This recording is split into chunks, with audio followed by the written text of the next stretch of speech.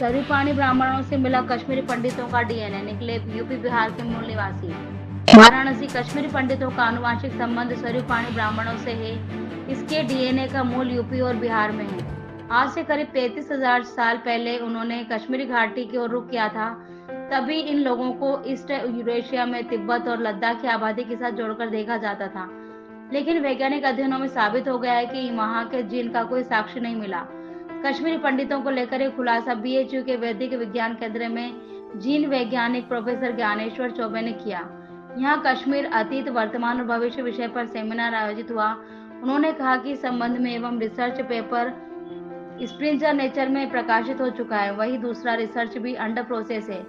85 कश्मीरी पंडितों के 6,50,000 मार्क्स के डेटा पर अध्ययन किया गया। इस डेटा का ईस्ट यूरेशिया और भारत के अलग अलग क्षेत्रों के 1800 अन्य लोगों के साथ तुलना कर इस निष्कर्ष पर पहुंचा गया कि डीएनए के आधार पर अध्ययन किया गया है। इसमें पता चला है कि इनके डीएनए का एक बड़ा घटक सिंधु घाटी सभ्यता का है, जो कि 8,000 साल पहले का है। इसमें देखा गया कि उनका उत्तर भारतीय ब्राह्मणों के साथ बहुत नजदीकी आनुवंशिक संबंध है।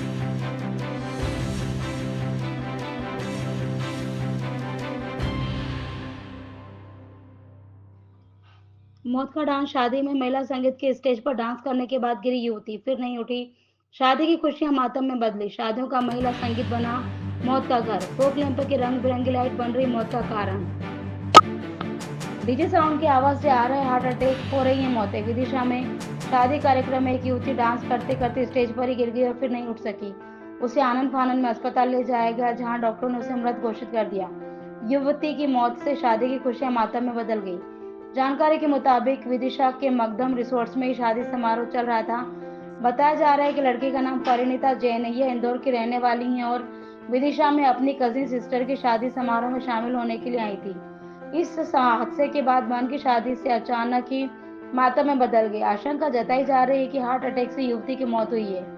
बीते कुछ सालों में बड़ी संख्या में इस तरह के मामले सामने आ रहे हैं, जिनमें चलते फिरते अचानक से मौतें हो रही हैं। नाचते नाचते अचानक गिरना फिर मौत होना अब एक बड़ा सवाल बन गया है, साथ ही चिंता का विषय बन गया है। अब विदिशा के मगधम रिसोर्ट्स में आयोजित शादी की खुशियां अचानक मातम में बदल गई। शादी में महिला संगीत में नाचते नाचते अचानक से परिणीता गिरी और बेहोश हो गई। पहले तो लोगों को कुछ समझ नहीं आया। जब कुछ देर तक उसके शरीर में कोई हलचल नहीं हुई तो वहां पर मौजूद लोग महिला को अस्पताल लेकर पहुंचे। वहां जांच के बाद डॉक्टरों ने महिला को मृत घोषित कर दिया। गौरतलब है कि इससे पूर्व में भी साइलेंट अटैक के मामले सामने आ चुके हैं। लोग कुछ न कुछ करते हुए अचानक जमीन पर गिरते हैं और उनकी मौत हो जाती है। इस तरह की बढ़ती घटनाएं लोगों में कहीं न कहीं चिंता का विषय बन गई है। साइलेंट अटैक युवा, बुजुर्गों व बच्चे किसी को भी नहीं बख्श रहे हैं। डीजे की आवाज से हार्ट अटैक का खतरा है। डॉक्टर नरेंद्र सिंह डोडिया का कहना है कि हमारे कानों का दिल से सीधा कनेक्शन होता है, मतलब जो भी आवाज कान में पड़ती है नसों के जरिए दिल में पहुंचती है।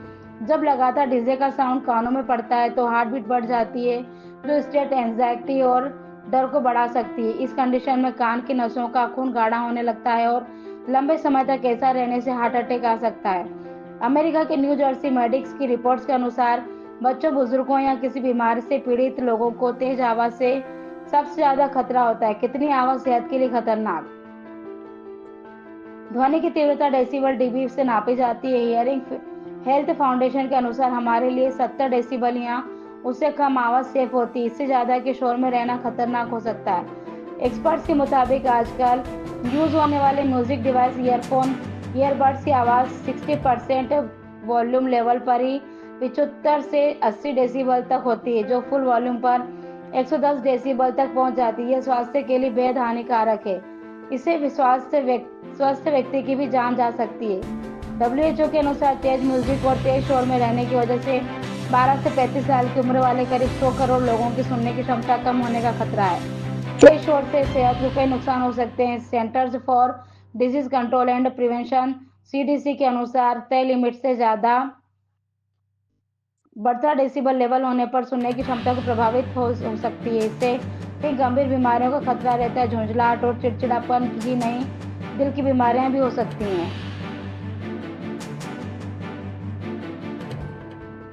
3 दिन में 2 शहरों पर लहराया रूसी झंडा, लगातार जीत रही है पुतिन की सेना। दोनों देशों में 3 साल से जारी युद्ध। यूक्रेन में लगातार जीत रही पुतिन की सेना। दोनों देशों में 3 साल से जारी है युद्ध। रूस और यूक्रेन युद्ध को पूरे 3 साल होने वाले हैं। इस बीच अमेरिकी राष्ट्रपति डोनाल्ड ट्रंप दोनों देशों के बीच शांति दूत बनने का दावा कर रहे हैं, लेकिन रूसी सेना यूक्रेन में रुकने का नाम नहीं ले रही। रविवार को व्लादिमीर पुतिन की सरकार की तरफ से आधिकारिक बयान आया कि उसकी सेना ने पूर्वी यूक्रेन के ओरिखोवो वसिल्विका शहर पर कब्जा कर लिया। 3 दिन में रूसी सेना की तरफ से यह दूसरी कामयाबी है। रूस के लिए इस शहर पर कब्जा महत्वपूर्ण इसलिए क्योंकि वह रणनीतिक सैन्य केंद्र चासिव यार के पास स्थित है, जिसे मॉस्को लंबे समय से कब्जे में लेने की कोशिश कर रहा है। रूसी सैन्य ब्लॉगर्स के अनुसार फ्रंट लाइन शहर चासिव यार में भीषण लड़ाई जारी है। यह शहर डोनेस्क क्षेत्र में रूस की आगे बढ़ती सेना को रोकने वाले अंतिम शहरी इलाकों में से एक है। रूसी रक्षा मंत्रालय ने अपने दैनिक ब्रीफिंग में कहा कि निर्णायक हमलावर कार्रवाई के परिणाम स्वरूप दक्षिणी सेना समूह ने डोनेस्क क्षेत्र में ओरिखोवो वसिल्विका, रूसी नाम ओरिखोवो वसिल्विका शहर को मुक्त करा लिया। ओरिखोवो वसिल्विका चासिक यार्ड से लगभग 10 किलोमीटर 6 मील उत्तर में स्थित और यूक्रेन के नियंत्रण वाले स्लेवियांस्क शहर की सड़क के पास है। 2 दिन पहले एक और शहर पर कब्जा। यह हालिया बढ़त तब देखने को मिल रही है जब रूसी सेना डोनेस्क क्षेत्र में और आगे बढ़ रही है। शुक्रवार को उन्होंने महत्वपूर्ण खनन शहर तोरेस्क पर कब्जा करने का दावा किया था, हालांकि यूक्रेन ने इस दावे को खारिज कर दिया।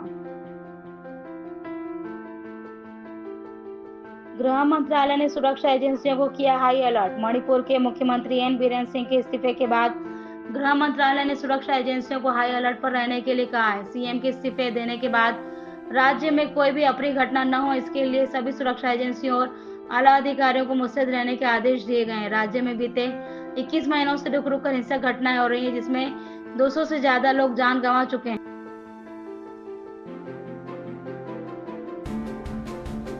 उज्जैन शहर में पहली बार आयोजित वाहन मेले की सफलता के बाद इस साल मेले को और भी भव्य रूप देने की तैयारी की जा रही है।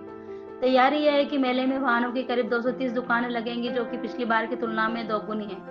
पिछली बार वाहन मेला दशहरा मैदान में आयोजित हुआ था, तब नामी व ब्रांडेड कंपनी 130 कंपनियों के डीलरों ने वाहनों की दुकानें लगाई थी। इस बार ये वाहन मेला इंदौर रोड के इंजीनियरिंग कॉलेज के साइकिल पोलो ग्राउंड में लगने जा रहा है। बताया जा रहा है कि शुभारंभ 24 फरवरी को भोपाल में आयोजित समिट में अतिथियों द्वारा ऑनलाइन किया जाएगा। विधिवत शुरुआत 26 फरवरी यानी महाशिवरात्रि से होगा। मेले की तैयारियां नगर निगम, आरटीओ व जिला पंचायत ने संयुक्त रूप से शुरू कर दी है। कुल 230 में से 60 दोपहिया और 160 में से 170 चौपहिया वाहनों की दुकानें रहेंगी। मेला क्षेत्र 3 सेक्टर एबीसी में रहेगा। इसमें ऑटोमोबाइल, फूड जोन व कार डेकोरेटर्स की दुकानें रहेंगी। वाहनों की खरीदी करने वालों को पिछली बार की तरह इस बार भी रोड टैक्स में 50% की छूट दी जाएगी। पिछली बार 23,705 वाहन बिके थे। 122.11 करोड़ रुपए का राजस्व मिला था। पिछले वर्ष शहर में 1 मार्च से 9 अप्रैल तक मेला लगा था। इसमें से कुल 23,705 दोपहिया व चौपहिया वाहन बिके थे। मेले के से शासन को 122.11 करोड़ का राजस्व प्राप्त हुआ था। स्थानीय के अलावा दूर दूर से लोग मेले में वाहन खरीदने के लिए आए थे। इसी वर्ष 2024 में ग्वालियर में आयोजित वाहन मेले में 27,712 वाहन बिके थे और राजस्व 101.58 करोड़ आया था, यानी उज्जैन मेले में 20.53 करोड़ की आय ज्यादा आय हुई थी। इधर हस्तशिल्प दुकानदारों से 15 तक आवेदन आमंत्रित किए गए हैं। इधर जिला पंचायत सीईओ जयंत जयती सिंह ने 24 फरवरी से 31 मार्च तक आयोजित होने वाले उज्जैनी विक्रम व्यापार मेला में 2025 को लेकर स्पष्ट किया कि मेले में 50 निःशुल्क दुकानें हथकरघा एवं हस्तशिल्प के शिल्पियों के लिए आरक्षित की गई हैं। लिहाजा मेले में भाग लेने के लिए पंजीकृत शिल्पी, हस्तशिल्प विकास निगम, बुनकर कार्ड, हस्तशिल्प कार्ड पंजीकृत स्व सहायता समूह के आवेदन ऑनलाइन http://http शिल्प मेला a.in/व्यापार.मेला.2025 पर 15 फरवरी तक कर सकते हैं। दुकान आवंटन की प्रक्रिया लॉटरी पद्धति से पूरी की जाएगी। स्टॉलों का बिजली व नगर निगम आयुक्त करेंगे।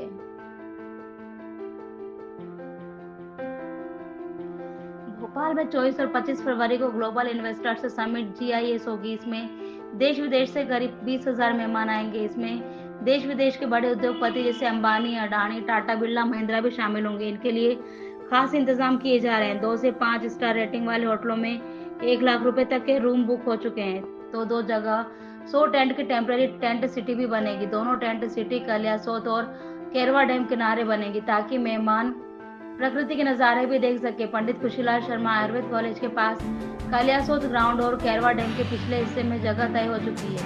परमिशन मिलते ही मध्य प्रदेश राज्य पर्यटन विकास ने तैयारी शुरू भी कर दी।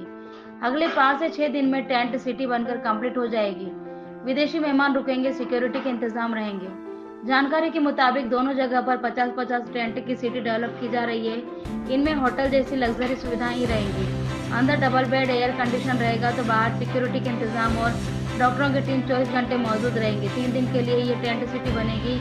इनमें विदेशी मेहमानों को रुकवाने का प्लान है ताकि वे प्रकृति भरे माहौल में रहें। टेंट सिटी से समिट स्थल तक जाने और ले जाने के लिए गाड़ियां मौजूद रहेंगी।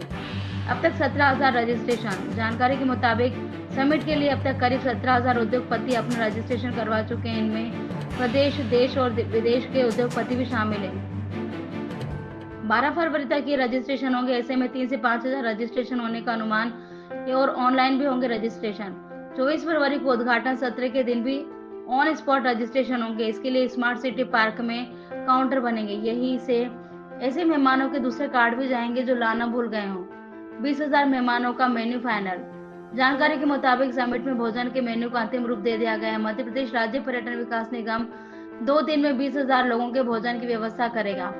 फूड पैकेट की भी व्यवस्था की गई है। असल में सरकार ने पर्यटन निगम के अलावा ताज फ्रंट और मेरियट ऑफ कोर्टयार्ड से मेन्यू मांगा गया था।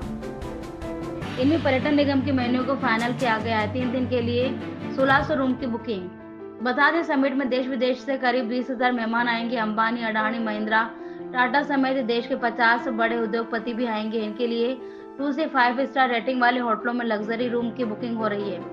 वीवीआईपी के लिए 5 स्टार होटल्स में 1 लाख रुपए के रूम भी बुक हो चुके हैं। शनिवार तक एमपी टूरिज्म और प्राइवेट समेत कुल 50 होटल्स में प्रीमियम स्वीट और डिलक्स स्तर के लगभग 1600 कमरे 23, 24 और 25 फरवरी के लिए बुक हो चुके हैं।